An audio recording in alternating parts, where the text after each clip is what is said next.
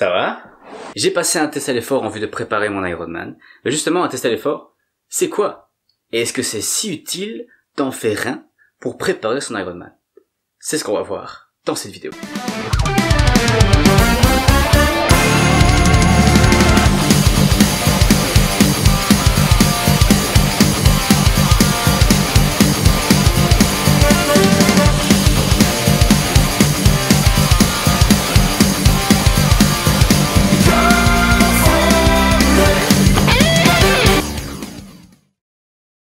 Bonjour à tous, aujourd'hui qu'est-ce que je vais faire? Je vais passer un test à l'effort pour évaluer ma condition physique. On va faire ça où? On va faire ça au Training Plus à Wallin. Donc ce que je vous propose de faire, c'est de me suivre et un peu de voir comment ça se passe. On y va.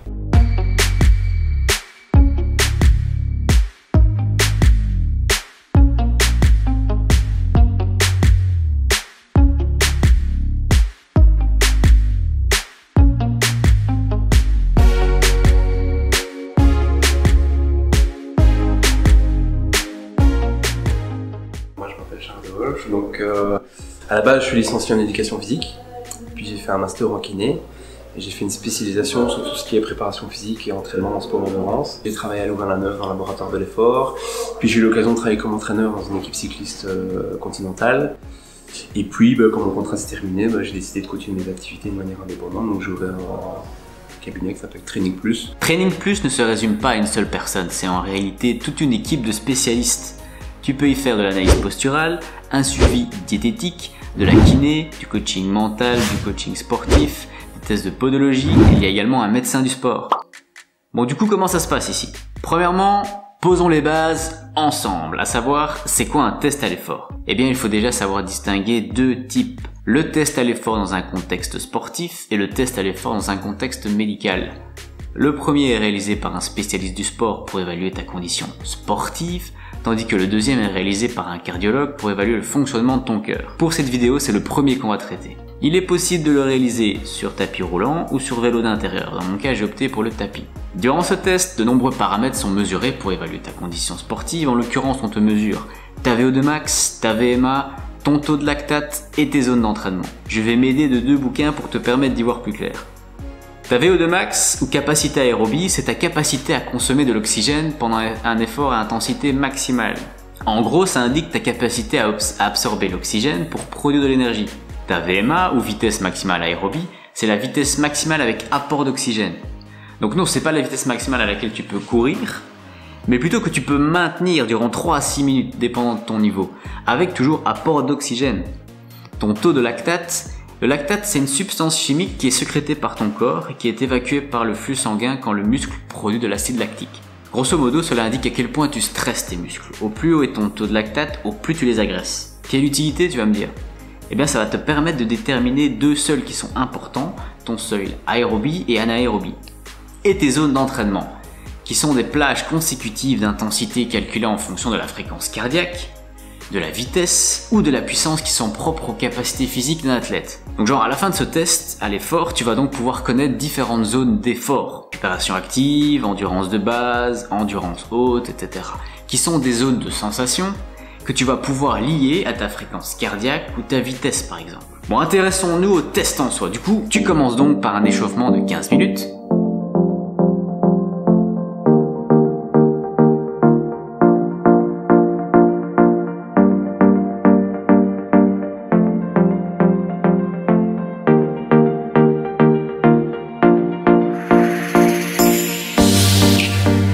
Ensuite, on t'équipe d'un cardio-fréquence-mètre pour mesurer tes battements de cœur et d'un masque qui mesure les échanges gazeux, VO2 et VCO2. À partir de là, tu commences le test à une vitesse ni trop faible ni trop élevée. Dans mon cas, 10 km/h, ça semblait bien. Tu maintiens cela 2 minutes, puis ça augmente, par palier de 1 km/h toutes les 2 minutes. Et à chaque passage de palier, un échant de ton sang est pris pour pouvoir mesurer ton taux de lactate et tu donnes ton ressenti de l'effort sur une échelle de 1 à 10. 1 étant super easy et 10 c'est t'es complètement dead.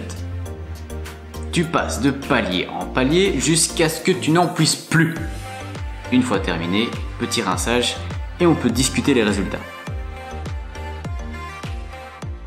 Je vais partager la discussion des résultats avec toi, je crois que ça peut être utile. Il faut que tu saches que dans mon cas, niveau habitude sportive, après l'école obligatoire, j'ai maintenu la course à pied. Et la course à pied, un rythme, on va dire, plutôt loisir. J'avais mon rituel chaque année, c'était les 20 km de Bruxelles, de temps à autre des semi-marathons. Alors par la suite des objectifs plus ambitieux, comme un marathon, j'en ai fait 3 jusqu'à ce jour. Mais une chose est sûre, c'est que ce que je remarquais, c'était qu'à chaque fois, ma vitesse, elle était de 10,5 km/h. Et ça stagnait. Même dans les entraînements, lorsque j'avais la sensation de pousser, eh ben, j'arrivais toujours à faire un résultat de l'ordre d'une vitesse moyenne de 10,5. Et ça en devenait frustrant, parce que finalement, t'as envie de progresser, mais les résultats suivent pas. Et Charles a justement mis en avant que, eh bien, à chaque fois que je m'entraînais, je restais dans une sorte de confort. Un confort qui, bien sûr, me permettait de résister sur la distance, donc j'ai quand même pu résister à des distances de l'ordre du marathon. Mais niveau vitesse, je progressais pas. Pourquoi? Parce que je reste dans ce confort. Si je veux maintenant progresser en vitesse, je dois aller plus souvent dans l'inconfort, je dois aller titiller des vitesses qui sont supérieures à ma VMA, qui ici est de 15,3 km/h. Et j'allais très rarement au-dessus de 15,3 km/h dans mes entraînements. Donc dorénavant, maintenant, pour mes entraînements, j'inclurai une séance de fractionné, au moins, durant lesquelles, durant de courts intervalles, j'irai justement à des vitesses supérieures à ma VMA. Bon, finalement, est-ce que c'est utile de faire un test à l'effort pour préparer son Ironman? Eh bien, je dirais que ça dépend de toi. Ça dépend de toi, dans le sens, qu'est-ce que tu vas faire après cet Ironman? Si ton but c'est de continuer le triathlon par exemple, si tu veux faire davantage de courses, si tu veux progresser sur ces courses, eh bien c'est intéressant d'avoir un état d'élu justement de ta condition sportive et de savoir qu'est-ce que tu dois changer dans ton entraînement pour améliorer tout ça. Par contre, si après ton Ironman, disons que c'est ton objectif du moment, et que par la suite tu veux te donner des objectifs un peu différents, comme je sais pas par exemple, te mettre à la peinture. Dans ce cas, non. À moins peut-être d'avoir les résultats du test à l'effort, et de les montrer à tes gosses. Dire, oh, t'as vu? J'étais un sportif, moi. Et voilà, c'est déjà la fin de cette vidéo. J'espère qu'elle t'a permis d'en apprendre plus sur ce qu'est le test à l'effort. Et pourquoi pas te donner l'envie ou pas d'en passer un. C'est toi qui vois. Si t'as bien aimé, n'hésite pas à mettre un petit pouce. Si t'as des questions ou quoi que ce soit, si pourquoi pas tu veux partager toi ton test à l'effort, tu peux le mettre en commentaire. Nous, on se voit pour une prochaine vidéo. D'ici là, prends soin de toi, bouge-toi les noisettes. Ciao!